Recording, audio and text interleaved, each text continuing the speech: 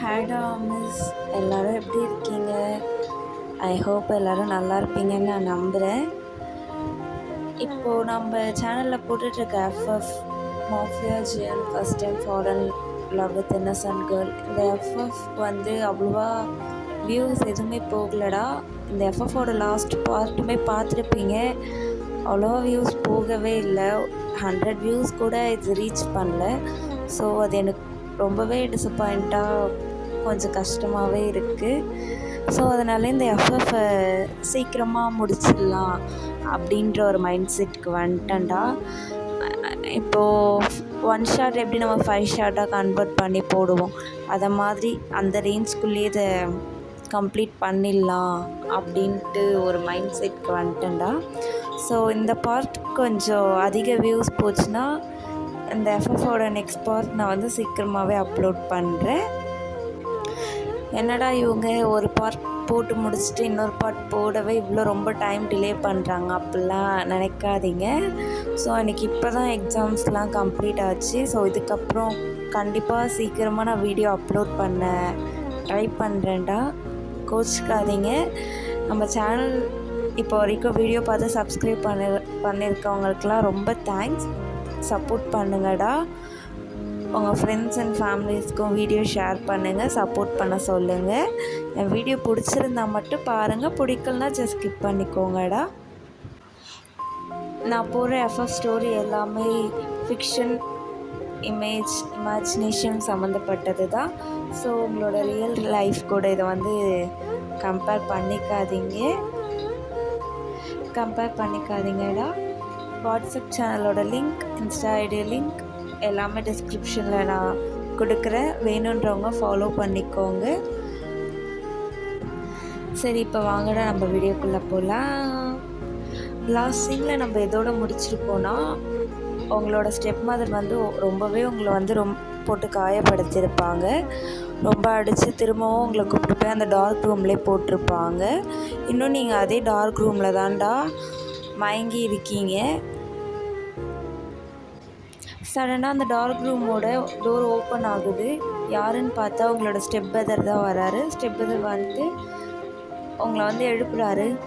ஓயன், எழுந்துரு, எவ்வளோ நேரம் தான் என்ன மயக்கத்தில் இருக்க மாதிரி நடிச்சிட்ருப்ப, எழுந்து வா வெளியே அப்படின்ட்டு உங்கள் ஸ்டெப் பிரதர் சொல்கிறாரு. நீங்களும் அப்படியே கொஞ்சம் கொஞ்சமாக அன்கான்ஷியஸ்லேருந்து கான்ஷியஸ்க்கு வரீங்க. உங்கள் ஸ்டெப் பிரதர் வந்து வெளியே வா அப்படி சொல்லிவிட்டு அந்த ரூம்லேருந்து வெளியே போயிடுறாரு. நீங்களும் பொறுமையாக எழுந்திருக்க முடியாமல் எழுந்திரிச்சு அந்த ரூமை விட்டு வெளியே போகிறீங்க. வெளியே போய் பார்த்தா ஒரு 4-5 பாடி கார்ட்ஸ் மாதிரி நிற்கிறாங்க. ஒருத்தவர் வந்து சோஃபாவில் உட்காந்துட்ருக்காரு, அவரை சுற்றி பாடி கார்ட்ஸ்லாம் நிற்கிறாங்க. உங்களுக்கு அவங்கள பார்த்தோன்னே ரொம்ப ஷாக் ஆகிடுச்சு. என்னடா நடக்குது இங்கே அப்படின்ற மாதிரி.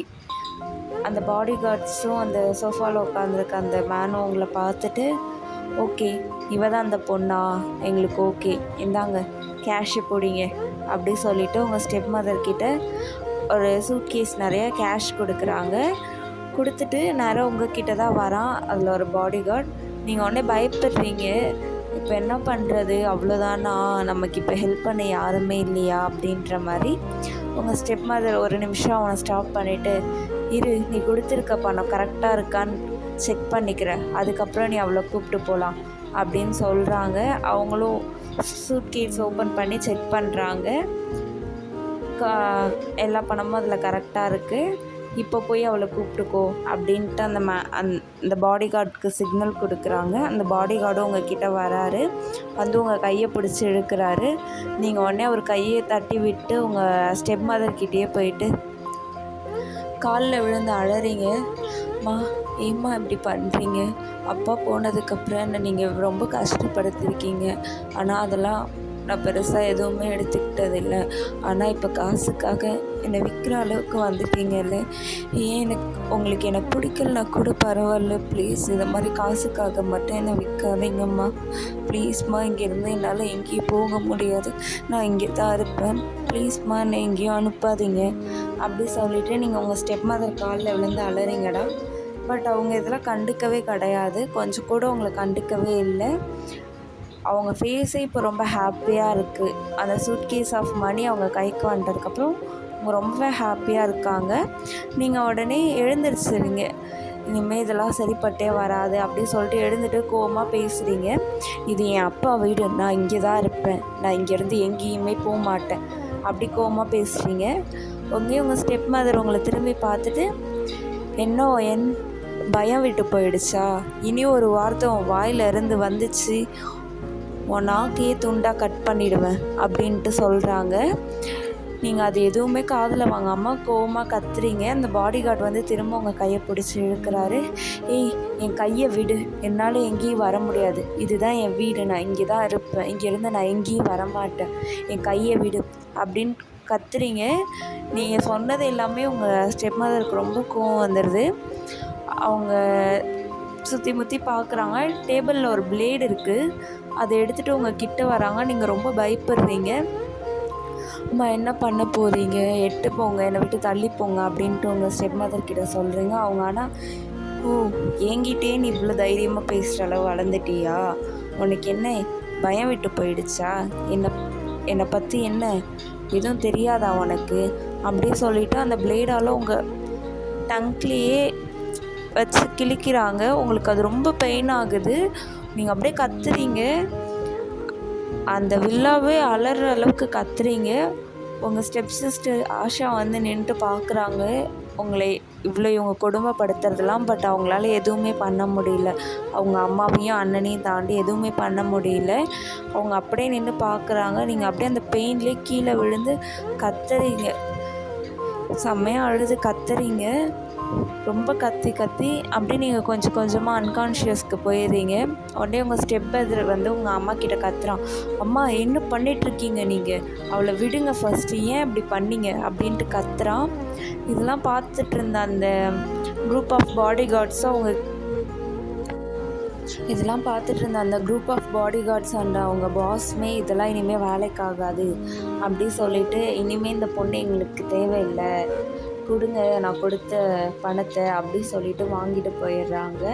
இப்போ உங்கள் ஸ்டெப் பிரதர் வந்து உங்கள் ஸ்டெப் மதர்கிட்ட ரொம்பவே கத்துறான். ஏமா இப்படி பண்ணீங்க, நீங்கள் பண்ண ஒரு வேலையால் இப்போ பார்த்தீங்களா கிடச்ச நல்ல டீலுமே போயிடுச்சு, கிடச்ச பணமும் போயிடுச்சு, உங்களுக்கு கொஞ்சம் கூட அறிவே இல்லையா, ஏன் இப்படி கிடச்ச நல்ல வாய்ப்பை இப்படி பண்ணிட்டீங்க அப்படின்ட்டு உங்கள் ஸ்டெப் பிரதர் கத்துறான் உங்கள் அம்மா கிட்ட. ஆனால் உங்கள் அம்மா அது எதுக்குமே ரியாக்ட் பண்ணாமல் உங்களை பார்த்து ரொம்ப கோவமாக உங்களை பார்த்துட்டு, இவளை என் கண்ணில் படாத அளவுக்கு எங்கேயாவது கூப்பிட்டு போ, இவன் என் கண்ணிலே படக்கூடாது அப்படின்ட்டு உங்களை பார்த்து ரொம்ப கோவமாக சொல்கிறாங்க. நீங்கள் இன்னுமே அன்கான்ஷியஸில் தான் இருக்கீங்க. அப்படியே உங்கள் ஸ்டெப் பிரதர் வந்து அந்த ஃப்ளோர்லேயே உங்கள் கையை பிடிச்சி தரன்னு எடுத்துகிட்டு போய் திரும்ப அந்த பேஸ்மெண்ட்டில் இருக்க டார்க் ரூம்லேயே போட்டு ஹாலுக்கு வந்துட்டு இப்போ உங்கள் step brother and step mother 2 பேருமே ரொம்ப மூட் அவுட்டில் இருக்காங்க. ஐயோ, நம்ம பண்ண இந்த ஒரு வேலையால் நமக்கு கிடச்ச நல்ல டீலே போயிடுச்சு அப்படின்னு நினச்சிட்டு உங்கள் மம்மி ரொம்ப கோவமாக இருக்காங்க. உங்கள் ஸ்டெப் பிரதருமே உங்கள் மம்மி மேலே ரொம்ப கோவமாக இருக்கான். பார்த்துட்டு கொஞ்ச நேரத்துலேயே அவங்கவுங்க ரூமுக்கு போயிடுறாங்க.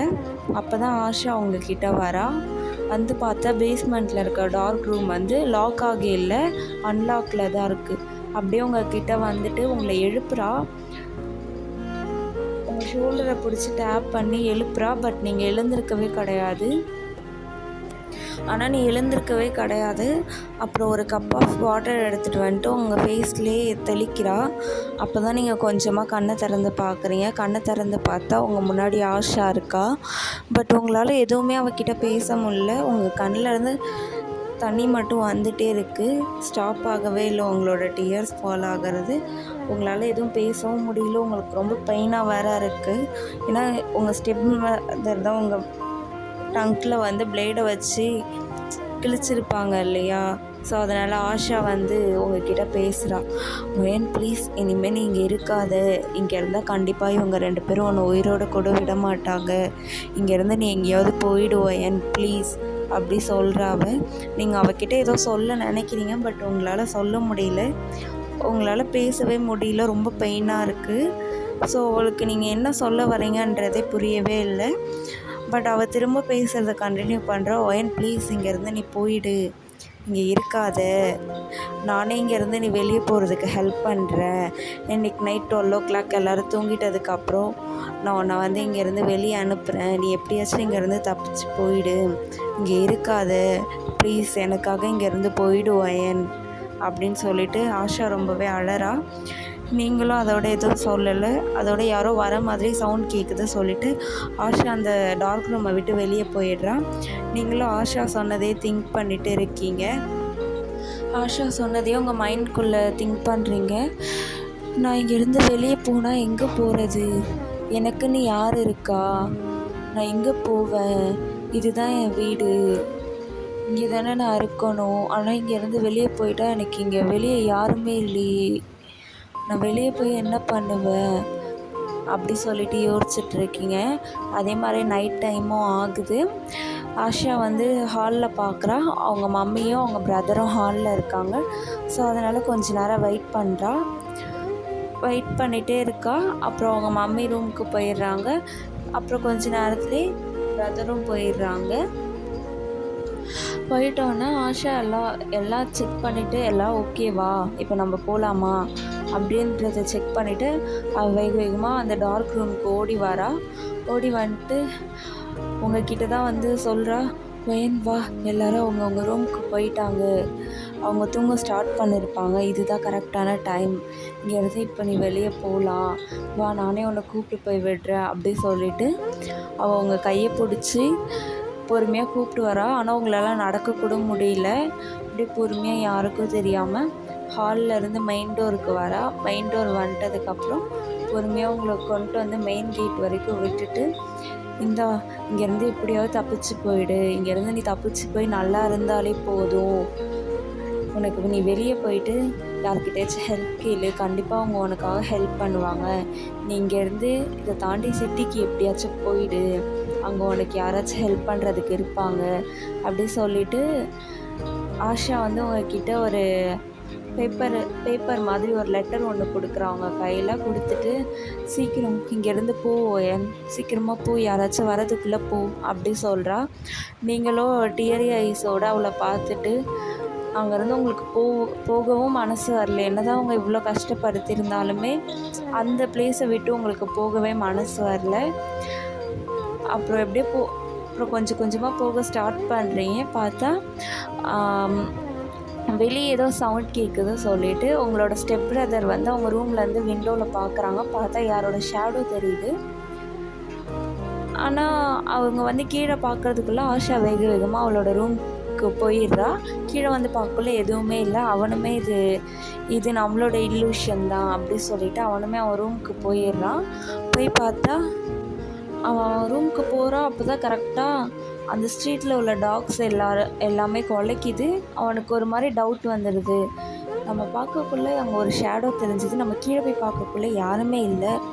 ஆனால் இப்போ டாக்ஸ்லாம் குலைக்குது, யாரையும் பார்க்காம டாக்ஸ் ஏன் இப்படி பண்ண போகுது அப்படி சொல்லிவிட்டு வேகமாக ஹாலுக்கு வரா. பார்த்தா உங்களோட ஸ்டெப் பிரதர் அண்ட் ஸ்டெப் மதருமே ஹாலில் இருப்பாங்க.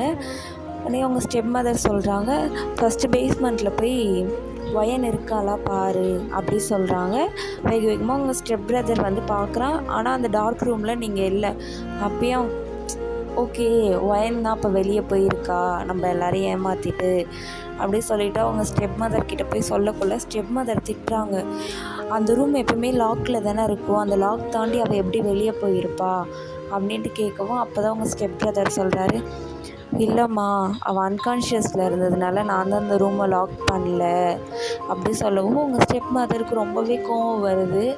உனக்கு அறிவே இல்லையா, அவள் அன்கான்ஷியஸில் இருந்தா என்ன கான்ஷியஸில் இருந்தா நான் அந்த டோரை நீ லாக் தானே பண்ணுவேன் எப்பயுமே, இன்றைக்கி ஏன் இப்படி பண்ண, அவள் வெளியே போயிட்டா, இப்போ அவள் வெளியே போய் போலீஸ் கம்ப்ளைண்ட் ஏதாவது கொடுத்தானா நமக்கு தான் ப்ராப்ளமே, அந்த அறிவு கூட உனக்கு இல்லையா, சீக்கிரம் போய் அவளை தேடி கண்டுபிடிச்சி எடுத்துகிட்டு வாங்க அப்படின்ட்டு உங்கள் ஸ்டெப் மதர் வந்து உங்கள் ஸ்டெப் பிரதர்கிட்ட சொல்கிறாங்க. உங்கள் ஸ்டெப் பிரதருமே அவனோட ஃப்ரெண்ட்ஸ்க்கு கொஞ்சம் பேர் கால் பண்ணி, இந்த மாதிரி என்னோடய சிஸ்டர் வயன் வீட்டை விட்டு தப்பிச்சு போயிட்டா, அவளை தேடணும், சீக்கிரமாக போய் தேடுங்க அப்படி சொல்லிவிட்டு வரா. நீங்கள் கொஞ்சம் தூரம் நடந்து போகக்குள்ளேயே உங்கள் வீட்டில் இருக்கிற எல்லா லைட்ஸுமே ஆன் ஆகிறது கவனிக்கிறீங்க. ஸோ உங்களுக்கு தோணுது, நமக்கு தெரிஞ்சிடுச்சு போல் நம்ம வீட்டிலேருந்து வெளியே வந்தது, அவங்க கையில் மட்டும் மாட்டினா நம்ம அவ்வளோதான் அப்படி சொல்லிட்டு வேகமாக ஓடுறீங்க. அந்த இடத்துலேருந்து வேகமாக ரொம்ப தூரம் ஓடுறீங்க. ஓடி போய் ஒரு மரத்துக்கு கீழே ஒளிஞ்சிக்கிறீங்க. அந்த இடத்துல பார்த்தா உங்கள் ஸ்டெப் பிரதரோட ஃப்ரெண்ட்ஸ் எல்லாருமே உங்களை தான் தேடிட்டு இருக்காங்க. கொஞ்சம் தூரத்தில் பார்த்தா ஒரு பிளாக் கலர் கார் மட்டும் நிற்கிது. வேக வேகமாக அந்த காருக்குள்ளே போய்ட்டு அந்த விண்டோவை டேப் பண்ணுறீங்க. பார்த்தா அதுக்குள்ளே டிரைவரும் ஒரு மேனும் உட்காந்துட்ருக்காங்க. டிரைவர் கேட்குறாரு, என்னாச்சுமா என்னாச்சு அப்படின்ட்டு. உங்களால் பேசவும் முடியலையா? நீங்கள் அந்த சைன்லேயே சொல்கிறீங்க, டோரை ஓப்பன் பண்ணுங்கள், எனக்கு ஹெல்ப் பண்ணுங்கள் ப்ளீஸ் அப்படின்ட்டு நீங்கள் அந்த சைனில் சொல்கிறீங்க. பட் டிரைவருக்கு புரியல. அவர் திரும்பி பின்னாடி உட்காந்துருக்க அந்த மனுஷனை பார்க்கக்குள்ள அந்த மனுஷனும் டோரை ஓப்பன் பண்ணுறாரு. நீங்கள் வேக வேகமாக உள்ளே வந்து உட்காந்துட்டு டீப் ப்ரீத் எடுக்கிறீங்க. அவளுக்கு என்ன சொல்கிறதுனே தெரியல. டிரைவர் மட்டும் கேட்டுகிட்டே இருக்கார், என்னாச்சுமா, ஏன் இவ்வளோ வேகமாக ஓடி வர? யாராச்சும் உங்ககிட்ட பிரச்சனை பண்ணாங்களா? ஏதாச்சும் உனக்கு ப்ராப்ளமா? இல்லை ஏதாச்சும் ஹெல்ப் வேணுமாம்மா, சொல்லுமா அப்படின்ட்டு கேட்குறாங்க. நீங்கள் சொல்ல ட்ரை பண்ணுறீங்க, பட் உங்களால் சொல்ல முடியல. உங்களுக்கு பெயின் வேறு அதிகமாக இருக்குது. ஸோ அப்போ என்ன பண்ணுறது தெரியாமல் ஆஷா உங்ககிட்ட ஒரு லெட்டர் கொடுத்துருப்பாள்ல, அந்த லெட்டர் எடுத்து அந்த டிரைவர்கிட்ட கொடுக்குறீங்க. அந்த உங்களால் பேச முடியல அப்படின்னு தெரிஞ்சு தான் ஆஷா அதில் எழுதி கொடுத்துருப்பா. இதை மாதிரி இந்த பொண்ணை எப்படியாச்சும் சேவ் பண்ணுங்கள், இவள் இப்போ கொஞ்சம் ப்ராப்ளமில் இருக்கா, இவளை எப்படியாச்சும் காப்பாற்றுங்க அப்படின்னு மட்டும் எழுதி கொடுத்துருப்பா. ஏன்னா ஃபுல்லாக உங்கள் step mother and step brother உங்களை கொடுமைப்படுத்துறதுல எழுதி கொடுத்தா கண்டிப்பாக அவங்க 2 பேருக்கு ப்ராப்ளம் வரும் அப்படின்னு தெரிஞ்சு தான் ஆஷா வந்து இதை மட்டும் எழுதி கொடுத்துருப்பான். அந்த டிரைவர் அந்த பேப்பரை வாங்கி பார்த்துட்டு பின்னாடி பேக் சீட்டில் இருக்க அந்த மனுஷங்கிட்ட காட்டுறாங்க. அந்த மனுஷனை பார்த்துட்டு, சீக்கிரம் கிளம்பு, சீக்கிரமாக நம்மளோட மேன்ஷனுக்கு போ அப்படி சொல்லிட்டு சொல்கிறாரு. டிரைவரும் அதுக்கப்புறம் எதுவுமே பேசாமல் காரை வேகமாக ட்ரைவ் பண்ணுறாரு. பேக் சீட்டில் இருக்கிற மனுஷன் வந்து உங்கள் ஃபேஸை பார்க்குறாரு. பட் நீங்கள் உங்கள் ஷாலை வச்சு உங்கள் ஃபேஸ் ஃபுல்லாகவே கவர் பண்ணியிருக்கீங்க. உங்களோட ஐஸ் மட்டும்தான் தெரியுது. அப்படியே விண்டோ சைட் சாஞ்சு நீங்கள் அப்படியே தூங்கிட்டு இருக்கீங்க. பார்த்தா உங்கள் கண்ணு மட்டும்தான், உங்கள் கண்ணே ரொம்ப அழுது உங்கள் கண்ணு மட்டுமே அவ்வளோ வீங்கி போயிருக்கு. அதை பார்த்துட்டு அந்த மனுஷன் அப்படியுமே எதுவும் பேசாமல் சைலண்ட்டாகவே வராரு. இப்போ கார் நேராக மேன்ஷனுக்கு தாண்டா போகுது. போயிட்டதுக்கப்புறம் டிரைவர் வேகமாக இறங்கி வந்துட்டு பின்னாடி சீட்டில் இருக்கவங்களை எழுப்புறாரு. மேம் எழுந்துருங்க அப்படின்ட்டு சொல்கிறாரு. பட் நீங்கள் எந்த ஒரு ரியாக்ஷனுமே கொடுக்கவே இல்லை. அவர் திரும்பவும் உங்கள் ஃபேஸில் டேப் பண்ணுறாரு. டேப் பண்ணியுமே நீங்கள் எந்த ஒரு ரியாக்ஷன் கொடுக்கவே இல்லை, எழுந்திருக்கவே இல்லை. ஸோ அவருக்கு புரிஞ்சிருச்சு நீங்கள் அன்கான்ஷியஸில் இருக்கீங்க, இப்போ நீங்கள் தூங்கிட்டு இல்லை அப்படின்ட்டு. உடனே பின்னாடி பேக் சீட்டில் இருக்க அந்த மனுஷன்கிட்ட சொல்கிறாரு, சார் இந்த பொண்ணு அன்கான்ஷியஸ்க்கு போயிட்டா, இவ தூங்கிட்டு இல்லை, இப்போ என்ன சார் பண்ணுறதுன்னொன்னே பின்னாடி சீட்டில் இருந்த மனுஷன் வேகமாக இறங்கி உங்களை அப்படியே ஒரு கையால் தூக்கிக்கிட்டு வேக வேகமாக அந்த மேன்ஷனுக்குள்ளே போகிறாரு. போனவுடனே ஃபஸ்ட்டே ஒருத்தர் ஓடி வந்து, ஜேகி என்னாச்சு, யார் இந்த பொண்ணு அப்படின்ட்டு கேட்குறாரு. ஸோ ஆமாண்டா, உங்களுக்கு அந்த காரில் லிஃப்ட் கொடுத்து ஹெல்ப் பண்ணுறது வேறு யாரும் இல்லை, நம்ம ஜேகே தான். ஜேகே உங்களை வந்து அவர் கையில் தூக்கிட்டு வேக வேகமாக மேலே அப்ஸ்டேர்ஸில் இருக்க ரூமுக்கு போகிறாரு.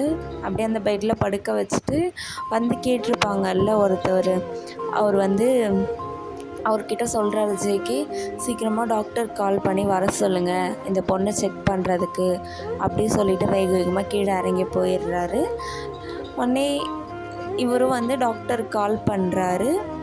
இப்போ இவர் யாருன்னு பார்த்தா, இவர் வந்து இந்த வீட்டில் வேலை செய்கிற ஒரு மேட் தான், ஓகேவா. இவர் வந்து ஜேகே வந்து இவர் அங்கிள் தான் கூப்பிடுவார். இவரோட ஒய்ஃப் தான் வீட்டில் வந்து எல்லா வேலையுமே பார்ப்பாங்க. வேறு எந்த மெய்டுமே இந்த மேன்ஷனுக்குள்ளே வர முடியாது. மற்ற மெய்ட்ஸ் எல்லாருமே கார்டன் வெளியே அவுட் சைடில் தான் ஒர்க் பண்ணுவாங்க. இவரோட ஒய்ஃப் மட்டும்தான் மேன்ஷனுக்கு உள்ள எல்லா வேலையும், குக்கிங், க்ளீனிங், மேன்ஷனுக்குள்ளே இருக்கிற எல்லா வேலையுமே பார்க்குறது இவரோட ஒய்ஃப் மட்டும்தான்டா.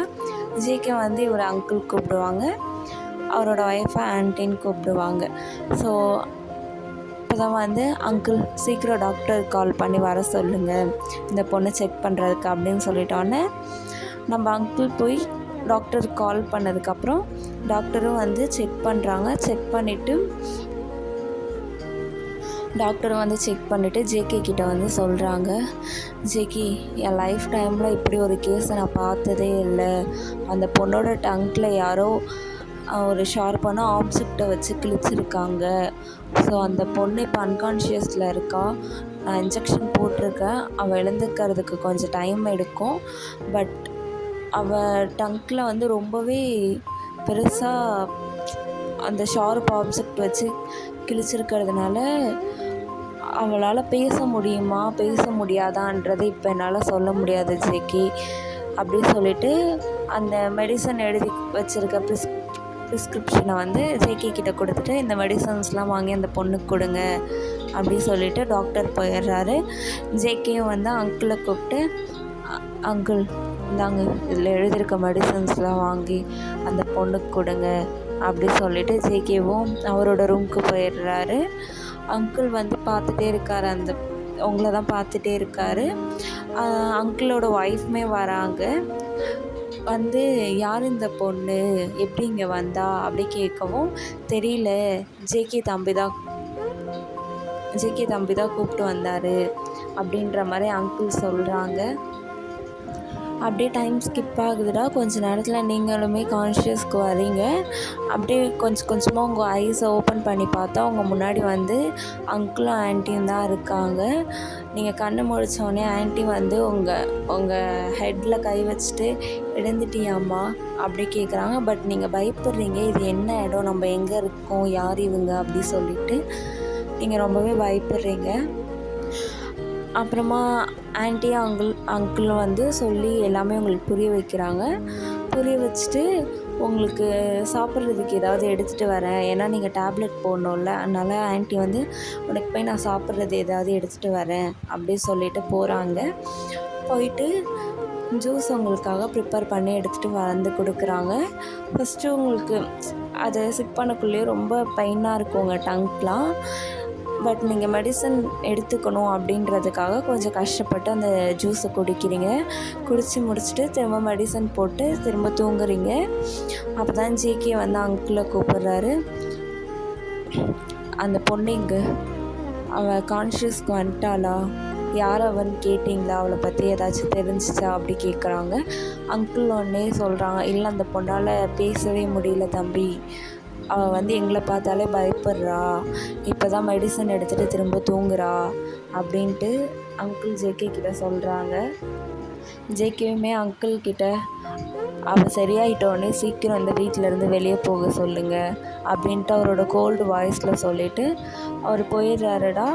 அப்படியே கொஞ்சம் டேஸ் போகுது, நீங்களுமே கொஞ்சம் கொஞ்சமாக க்யூர் ஆகுறீங்க. பட் உங்களுக்கு வந்து அந்த பயம், யாராச்சும் சவுண்டாக கத்தி பேசினாலே பயப்படுறது, கொஞ்சம் அந்த பேனிக் அட்டாக் இதெல்லாம் இருந்துட்டு தான் இருக்குது.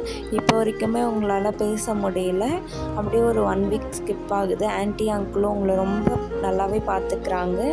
உங்களுக்காக நிறையா திங்ஸ் வாங்கிட்டு வந்து கொடுக்கறது, உங்களுக்காக பேங்கிள்ஸ், ஆங்க்லேட்ஸ் எல்லாமே நிறையா வாங்கிட்டு வந்து கொடுக்கறதுன்னு அவங்க சொந்த பொண்ணு மாதிரி நல்லாவே பார்த்துக்கிறாங்க. அப்புறம் திரும்ப ஒரு நாள் அங்கிளை ஜேகே கூப்பிட்டு கேட்குறாரு, அந்த பொண்ணு க்யூர் ஆகிட்டாளா, எப்போ இந்த வீட்டிலேருந்து கிளம்ப போகிறாவ அப்படின்ட்டு அவரோட கோல்டு வாய்ஸில் கேட்குறாரு. அங்கிளுமே, நான் இன்னும் ஏதோ அந்த பொண்ணுக்கிட்ட பேசல தம்பி, நான் இன்றைக்கி பேசிவிட்டு இங்கேருந்து கிளம்ப சொல்கிறேன் அப்படின்ற மாதிரி அங்கிளுமே சொல்லிட்டு போகிறாரு. அங்கிள் சொல்லிவிட்டு போயிட்டு ஆன்ட்டியும் அங்கிளும் இதை பற்றி பேசிகிட்ருக்காங்க. அப்போ தான் ஆன்ட்டிக்கு ஒரு யோசனை தோணுது, நம்ம ஏன் ஒயனை நம்ம வீட்டுக்கு கூப்பிட்டு போகக்கூடாது, ஏன்னா ஆன்ட்டிக்கும் அங்கிளுக்குமே வந்து பசங்க அப்படிலாம் யாருமே கிடையாது. இந்த வீட்டுக்கு வந்ததுக்கப்புறமா உங்களை ரொம்பவே அவங்க சொந்த பொண்ணு மாதிரி ரொம்பவே கேர் பண்ணி பார்த்துக்கிட்டாங்க. ஆன்ட்டி அப்போ தான் சொல்கிறாங்க, ஒயனை நம்ம வீட்டுக்கே கூப்பிட்டு போய் நம்ம கூடயே வச்சு பார்த்துக்கலாம் அப்படி சொல்கிறாங்க.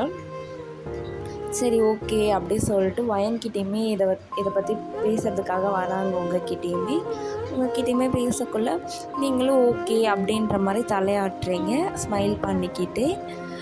நெக்ஸ்ட் டே வந்து நெக்ஸ்ட் டே இங்கேருந்து கிளம்பலாம், ஒயனை கூப்பிட்டு நம்ம போகலாம் அப்படின்ற மாதிரி நீங்கள் 3 பேரும் பிளான் பண்ணி வச்சுருக்கீங்க. நெக்ஸ்ட் டே மார்னிங் ஜேகே ஆஃபீஸ்க்கு கிளம்பிட்டு பிரேக்ஃபாஸ்ட் சாப்பிட்றதுக்காக கீழே வராரு. டைனிங் டேபிளில் உட்காந்து சாப்பிட்டுட்ருக்காரு. சாப்பிட்டுட்டே இருக்கக்குள்ள அங்கிள் வந்து எல்லாம் பிரேக்ஃபாஸ்ட்லாம் அவருக்கு சர்வ் பண்ணுறாங்க. பின்னாடி நீங்களும் ஆன்ட்டியும் நடந்து வெளியே மெயின் டோர் கிட்டே போகிறீங்க. ஏன்னா இன்றைக்கி தானே உங்களை இங்கேருந்து அவங்க வீட்டுக்கு கூப்பிட்டு போகிறதெல்லாம் சொல்லியிருப்பாங்க. அதனால் ஆன்ட்டி ஃபஸ்ட்டே நான் ஒயனை கூப்பிட்டு போகிறேன், நீங்கள் இங்கே இருக்கிற வேலையெல்லாம் முடிச்சுட்டு வாங்க அப்படின்ற மாதிரி சொல்லியிருப்பாங்க. பட் இதை பற்றி எதுவுமே ஜேகே கிட்ட அங்கிள் சொல்லியிருக்க மாட்டார். நீங்களும் ஆன்ட்டியும் நடந்து போகலையே ஜேகே கண்டுபிடிச்சிட்றாரு. ஒரு ஆள் மட்டும் இங்கேருந்து வெளியே போகல, 2 பேராக போகிறாங்க. ஏன்னா உங்கள் காலில் நீங்கள் ஆன்ட்டி வாங்கி கொடுத்த கொலுசு போட்டிருப்பீங்களா, அந்த சவுண்ட் நடக்கக்குள்ளே கேட்கவும் ஜேகே கண்டுபிடிச்சிட்றாரு. சடனாக திரும்பி பார்க்குறாரு. பார்த்தா ஆன்ட்டி கூட நீங்களும் நின்றுட்டுருக்கீங்க. உடனே அவர் கேட்குறாரு, அவளை எங்கே இங்கேருந்து கூப்பிட்டு போகிறீங்க அப்படின்ட்டு ஜேகே ஆன்ட்டியை பார்த்து கேட்குறாரு. ஆன்ட்டி உடனே, நீங்கள் தானே தம்பி சொன்னீங்க இந்த பொண்ணு க்யூர் ஆகிட்டா இங்கேருந்து சீக்கிரம் போக சொல்லுங்கள் அப்படி சொல்லிவிட்டு, அதனால தான் நாங்கள் எங்கள் வீட்டுக்கு கூப்பிட்டு போய் வச்சு எங்களோட பொண்ணாகவே பார்த்துட்டு போகிறோம் அப்படின்னு அவங்க என்ன மைண்டில் வச்சுருந்தாங்களோ அதை வந்து ஜேகே கிட்டே எக்ஸ்பிளைன் பண்ணுறாங்க ஆன்ட்டியும் அங்கிளும். ஜேகே உடனே ஒரு ஃபேஸில் சடனாக கோவமாக மாறுது. அவள் இங்கேருந்து எங்கேயுமே போகக்கூடாது, அவள் இங்கே தான் இருக்கணும் அப்படி சொல்கிறாரு. அப்போ தான் அவர் லாஸ்ட்டாக உங்களை அந்த பெட்டில் தூக்கிட்டு போய் படுக்க வச்சுருப்பார். அதுக்கப்புறம் இன்றைக்கி தான் அவர் உங்கள் ஃபேஸே பார்க்குறாரு. பார்த்து அவ்வளோ ஒரு இன்னசென்ட்டாக ரொம்ப அழகாக இருக்கீங்க. உங்களுக்கு லாங் ஹேர் வேறு இருக்கிறதுனால அதை நீங்கள் பின்னி போடாமல் ஃப்ரீயாக விட்டுருக்கீங்க. அது அந்த காற்றுல வேவ் ஆகிறதுலாம் அவர் பார்க்குறாரு.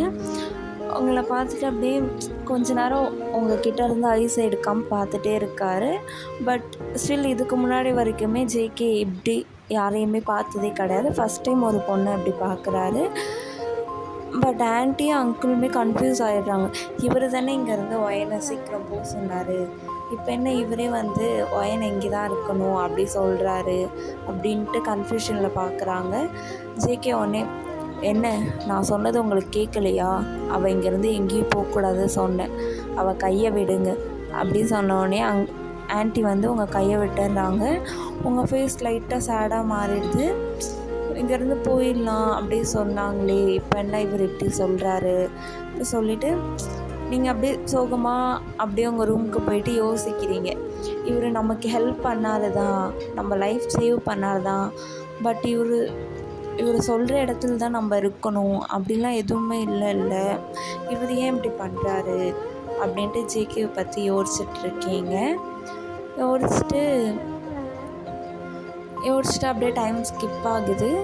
அதுக்கப்புறம் யோசிக்கிறீங்க, அவர் நம்ம லைஃப்பை சேவ் பண்ணியிருக்காரு, பட் நம்ம இது வரைக்கும் அவருக்கு ஒரு தேங்க்ஸ் கூட சொன்னதே இல்லை அப்படின்ட்டு யோசிக்கிறீங்க. ஓய் பிரின்சஸ், நீங்கள் என்ன பண்ணுற? என் ரூமில் யாரையுமே அவ்வளோவா வரமாட்டாங்களே, நீ எப்படி வந்த அப்படி கேட்கவும் நீங்கள் லைட்டாக பயந்துட்டே நீங்கள் சொல்ல வர்றீங்க. பட் உங்களால் தான் சொல்ல முடியாதுல்ல, பேச முடியாதுல்ல, சைனில் சொல்கிறீங்க எதுக்காக வந்தேன்னு சொல்லிவிட்டு. பட் அவருக்கு புரியல. அவர் உங்களை ஒரே கன்ஃபியூஷனாக பார்க்கவும் நீங்கள் உங்கள் கையில் வச்சுருக்க லெட்டரை எடுத்து கொடுக்குறீங்க.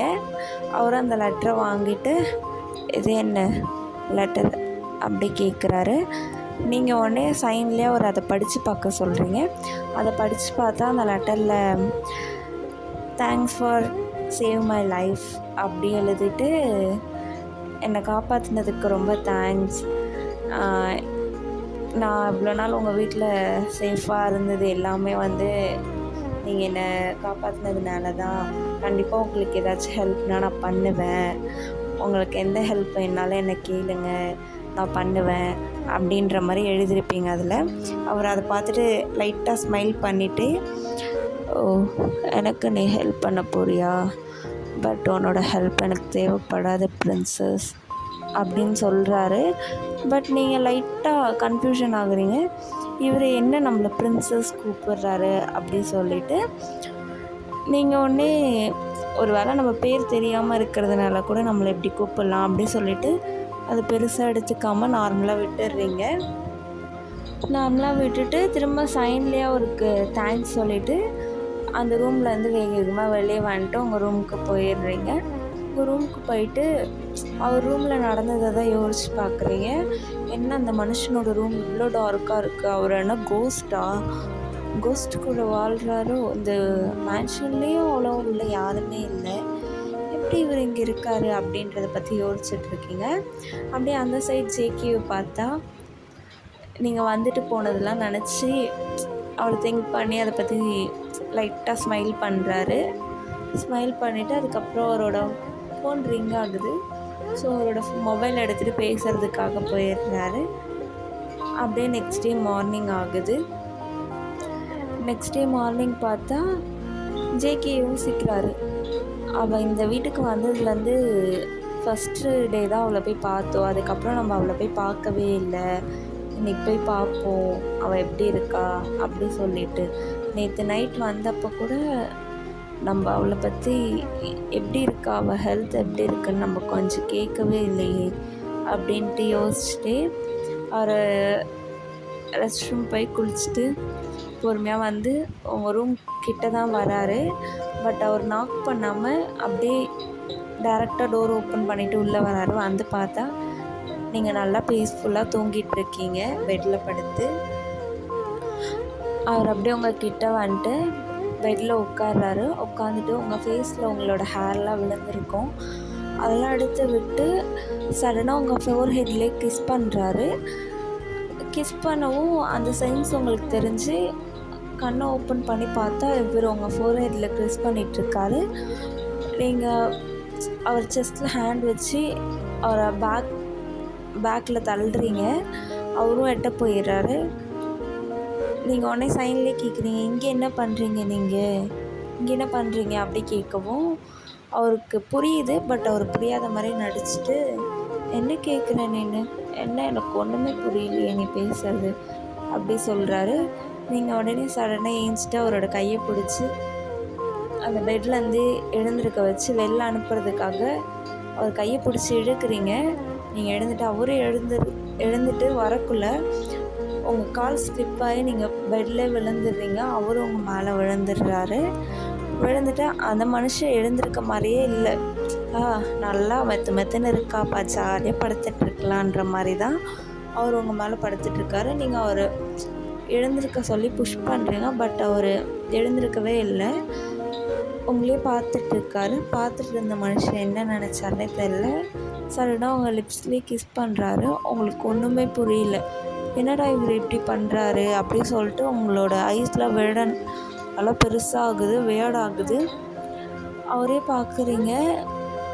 பார்த்துட்டு கொஞ்ச நேரத்தில் வெளியே இருந்து யாரோ வர மாதிரி சவுண்டு கேட்குது. அவர் உடனே உங்கள் மேலே இருந்து எழுந்துடுறாரு கிஸ்ஸை பிரேக் பண்ணிவிட்டு. ஸோ நீங்களும் சீக்கிரமாக அவர் இங்கேருந்து வெளியே போக சொல்கிறீங்க சைன்லேயே. அவரும் இங்கேருந்து வெளியே போயிடுறாரு. அவர் வெளியே போன கொஞ்ச நேரத்தில் ஆன்ட்டி வராங்க. நீங்கள் என்னமோ பேய் அரைஞ்ச மாதிரி உட்காந்துட்ருக்கீங்க பெட்டில். வந்து என்னாச்சு, ஏன் இப்படி உட்காந்துட்ருக்க, நீ ஓகே தானே, உனக்கு ஏதாச்சும் வேணுமா, யாராச்சும் ஒன்று ஏதோ பண்ணுறாங்களா, யார் ஒன்று என்ன பண்ணா அப்படி சொல்லி கேட்கவும் நீங்கள் சடனாக ப்ரெசன்ஸ்க்கு வந்துட்டு அதெல்லாம் ஒன்றும் இல்லைம்மா, இல்லை எனக்கு ஒரு ஸ்கேர்டான ஒரு ட்ரீம் ஒன்று வந்துச்சு, அதனால தான் அப்படி இருக்கேன் அப்படி சொல்லிவிட்டு வேகமாக நீங்கள் பாத்ரூமுக்கு குளிக்கிறதுக்காக போயிடுறீங்க. ரெஸ்ட் ரூமில் நின்றுட்டு இப்போ நடந்தது தான் நீங்கள் நினச்சி பார்க்குறீங்க. இந்த மனுஷன் என்ன தான் ஒன்று எல்லாருக்கிட்டையும் கோபமாக நடந்துக்கிறாரு, இல்லைன்னா இவர் என்ன பண்ணுறாருன்னு புரிஞ்சிக்கவே முடியாத அளவுக்கு இவர் எல்லாம் பண்ணுறாரு, என்னாச்சு இவருக்கு அப்படி சொல்லிட்டு யோசிக்கிறீங்க. அப்படியே அந்த சைட் பார்த்தா நம்ம ஜேகே தான் கிஸ் பண்ணதை நினச்சிலாம் சிரிச்சிட்ருக்காரு. ஜேகேக்கு ஒன்றுமே புரியவே இல்லை, ஏன் இவ்வளோ நம்ம இப்போ கிஸ் பண்ணோம், ஏன் நம்ம இவக்கிட்ட மட்டும் ஃபால் ஆகுறோம், அப்படி என்ன இருக்குது இவக்கிட்ட அப்படின்னு தான் யோசிச்சுட்ருக்காரு. சரி ஓகேடா சொல்லு குட்டீஸ், இந்த எஃப்எஃப் இதோட நான் முடிச்சுக்கிறேன். நெக்ஸ்ட் எஃப்எஃப்பில் மேபி கண்டினியூ பண்ணலாம். நான் இந்த பார்ட்லேயே தம்ப்நெயில் வந்து என்னால் உங்களை மேரேஜ் பண்ணிக்க முடியாது ஜேகே அப்படின்ட்டு போட்டிருப்பேன். பட் நெக்ஸ்ட் எஃப்எஃப்ல மேரேஜ் கண்டிப்பாக மேரேஜ் சீன் இருக்கும்டா, மிஸ் பண்ணிடாமல் பாருங்கள். இந்த வீடியோ பிடிச்சிருந்தா லைக் பண்ணிக்கோங்க, சப்ஸ்கிரைப் பண்ணிக்கோங்க, கமெண்ட் பண்ணுங்கள். ஓகே, பாய்டா செல்லக்குட்டீஸ். Love you all. Love you so much. Tata bye Uma.